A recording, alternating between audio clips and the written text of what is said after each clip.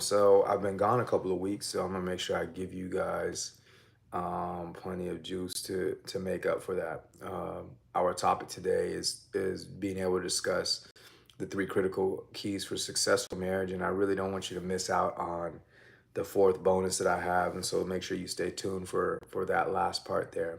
So if you were to guess, and probably if you were to even look it up, like the answer to that question, what are the three critical keys for a successful marriage? Most likely, there's going to be the answers or answers that align with the idea. It says something about sex, money, and communication, because those are three vital situations that need to be going well in a marriage. The hard thing is that people want to fix those scenarios without understanding what's really critical to marriages. And so I'm going to go down those three critical keys for being in a successful marriage, and then you end up with the things that mean more common issues that show up in relationships, like sex, money, and communication. All right, so here's how we resolve those things and getting to having a better sex life as a couple and having more money as a couple and being able to communicate better as a couple. Here's how we do it. The first thing is you have to recognize that things happen in season as a couple,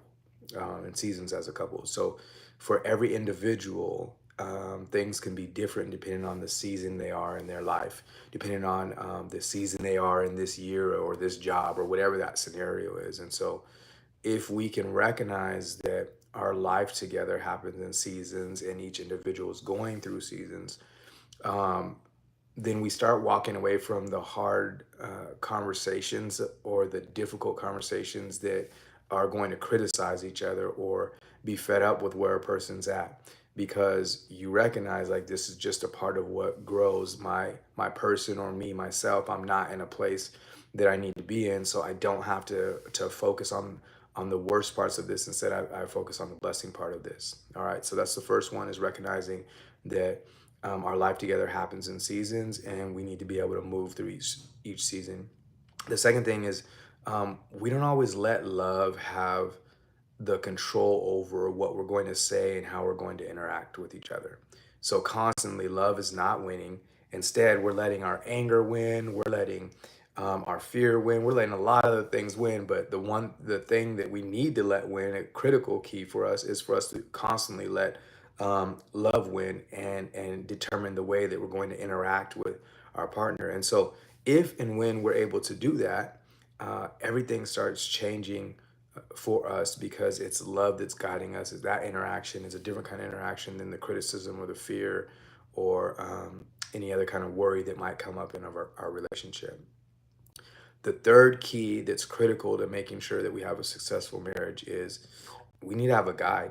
So, too often you try to go through your marriage just based on how you feel um, about different things. And instead of you worrying about what actually is in the scripture or what God has to say about it, you just go on the emotion. And so, if we don't have a guide between the two of us, whose way is right or wrong?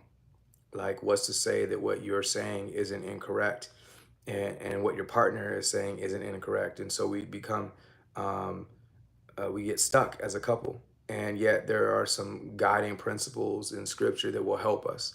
But there's also other areas where you guys can latch on to different people who can mentor you and maybe start at that space for you. Everybody will be in a different spot with that. But I think you need to have some kind of guide like the scripture and God to be able to help be the core of your relationship.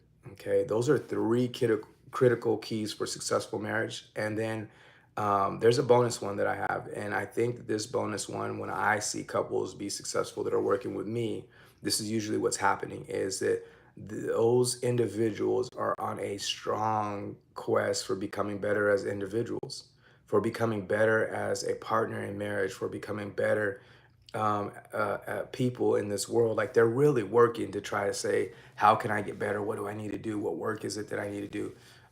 Those people are highly successful at making their relationships work because they have that kind of look. And so, what would be the opposite of it? Because I think we're probably more familiar a lot of times with the opposite of it. The opposite of it is really trying to figure out, how do I get my partner to keep responding differently to what I'm telling them, or how do I get my partner to do better, or it's more of, well, how do I get somebody else to do something else for me to be okay? And so if we can focus more on becoming the higher version of ourselves, that sneaky bonus in there is going to ensure that your marriage is successful. All right, you guys, enjoy your afternoon, and we will talk to you soon.